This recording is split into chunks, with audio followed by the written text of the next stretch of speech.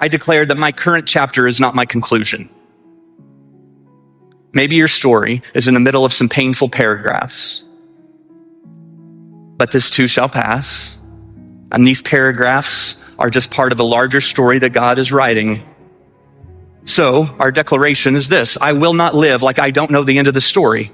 I know how it ends, and every tear will be wiped away, and every broken thing will be made beautiful. No matter how defeated you feel or hopeless your situation might seem, your story isn't over. And the chapter that you're in is not your conclusion. God is still God. God has not lost his touch. So hold on. Hold on. This chapter you're in, it may be hard and it may be heavy, but it has not come to stay. It has come to pass. But listen to me. Even if you can't quite see God in your story, he sees you. And one day, maybe even on this side of heaven, you will look back on this chapter and you will see that God was with you in every tear that you cried and every prayer that you whispered. He has always been in the shadows, and you can trust him with your story. You know, there is no cry you have ever cried that went unheard by God. He sees you. He hears you. He knows you. He understands what you are walking through. He understands what you have gone through. He understands what you're going through. When you walk through the darkest valley, he knows. When you grieve the deepest of grief, he hears. He knows. God is described as an experience as personal and real and intimate. He loves you beyond measure. And he walks with you. He knows your hurts and your pain. He knows your joys, and he knows what delights you. He knows what scares you and what makes you anxious. He knows you. That God has the power and strength to give you a new course for your life, to take you out of the land that you were living in that feels destructive, that feels hopeless, that feels barren. And he says, I have a new land I can take you into, a better place. God says, will you walk with me? I'll lead you there.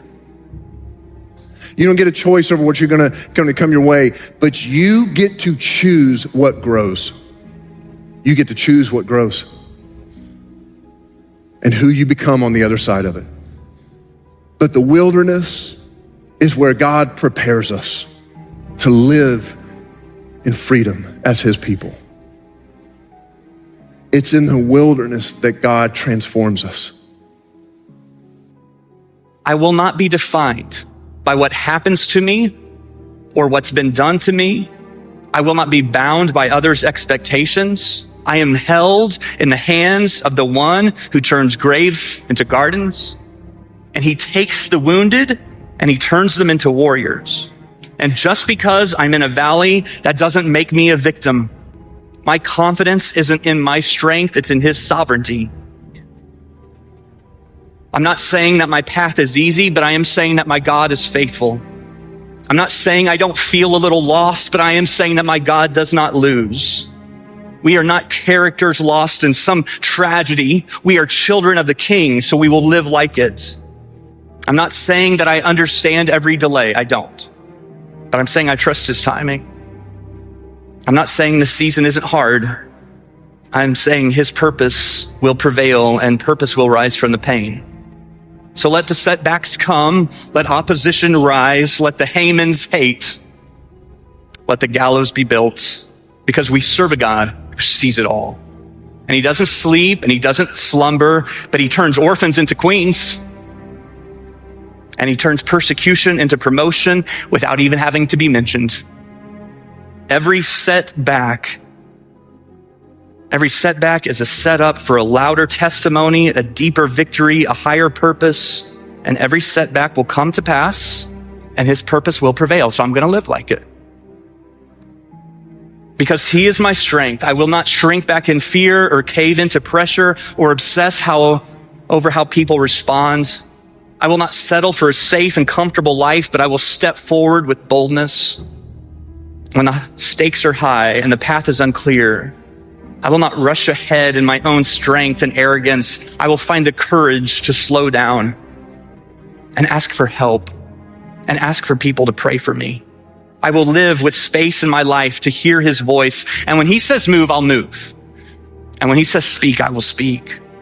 I may not be well positioned. I may not be powerful, but I will be prayerful. And I will live my life for such a time as this. So one day when our stories come to pass, may our stories, like Esther's, be stories of people who chose courage over comfort, calling over convenience, and faith over fear, and significance over security, and prayer over panic, that our God is in the shadows, keeping watch over his own, and that his purposes will always prevail. God knows what you're going through. He knows your circumstances. He knows precisely what you have and exactly what you need. He's the sovereign God. You may think today, oh, I have blown it so much, God can never use me. No, if you've blown it, you ask for forgiveness, you get right, and you wait for God's next word. And I promise you, he's not done with you yet. He has a purpose for you. He will take what's wrong, and somehow he will weave it together into his plan, and he will make it right.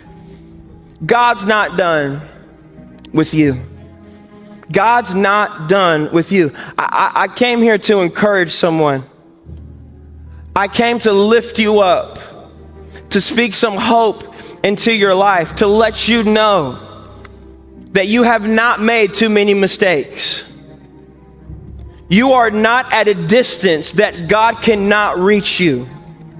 You are not at a place in your life where Jesus has written you off. As a matter of fact, you are in the perfect position for God to do something greater than you ever thought possible. Because it is in our failure, our weaknesses, and our struggles that we feel the true weight of God's grace and mercy and love. I've got my identity from God. I know that I can do all things through Christ who strengthens me. And when I'm weak, his grace is sufficient for me. If you will spend time with God, he will show you photographs and glimpses of who you really are. You are not a drug addict. You're not an alcoholic the rest of your life. You're not a failure. You're not a loser. God has a better plan. The story has not ended yet. Some of you went through a divorce. That was the end of a chapter. The chapter is ended, but that's not the end of the story. God is not finished with you. That's not the end of your story. It's the end of a chapter.